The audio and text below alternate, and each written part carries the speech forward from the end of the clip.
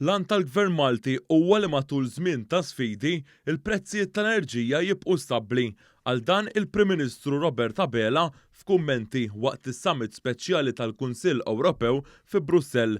Dr. Abela saħaq li dak hu li jagħmel il-Gvern matul il-pandemija li kompla jagħmel meta eskalat it-tensjoni fil-fruntiera tal-Ukrajna u dak li ħajbqa' jagħmel. Il-mexxejja Ewropej waqt dan is-Summit tal-Kunsill Ewropew tkellmu wkoll dwar is-sigurtà tal-ikel fid-dawl ta' żieda fil-prezzijiet tal-prodotti l-aktar bażiċi.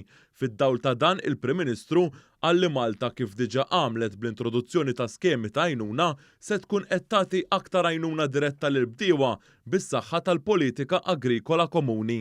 Il-Prim Ministru żied jgħid li l-intenzjoni tal-Gvern hija li jibqa' isostni lill-bdiewa kif diġà sar permezz tal-għajnuniet fuq il-qamħ u fuq l-importazzjoni tal-materja prima. F'din il-laqgħa tal-Kunsill Ewropew, il-Prim Ministru għadda il-messaġġ sabiex l-Unjoni Ewropea tikkoordina ma' kulħadd għax din mhijiex biss kwistjoni tal-Unjoni jew ta' Malta biss. F'din il-laqgħa bejn mexxejja Ewropej ġie diskuss il-pjan imħabbar mill-Kummissjoni Ewropea magħruf bħala ir-RePower EU. Dan il-pjan ta' 300 biljun euro u għandu iwassal biex tinqata' id-dipendenza tal-Ewropa mill-enerġija Russa u biex il-kontinent ikollu enerġija sostenibbli qabel l-2030.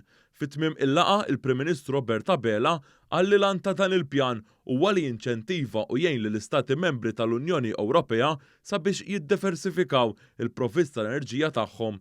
Il-Prim Ministru qal li l-Gvern iqis dan il-pjan bħala wieħed interessanti għax fih fost l-oħrajn proposti ġodda dwar kif jiġi sfruttat il-potenzjal ta' enerġija li ġejja mix-xemx. Dr. Abela spjega f'dan il-pjan jinkludi wkoll il-possibilità ta' fondi addizzjonali Ewropej. F'possibilità ta' diskussjoni dwar dan, il-Gvern bħalma għamel fil-passat se jinsisti għal sem ġust ta' Malta. Matul din il-laqa, il-mexxejja Ewropej tkellmu wkoll dwar kif l-Ukrajna tista' terġa' tinbena mill-ġdid wara l-gwerra u qablu il-pjan ta' ristrutturar ta' 9 biljun euro.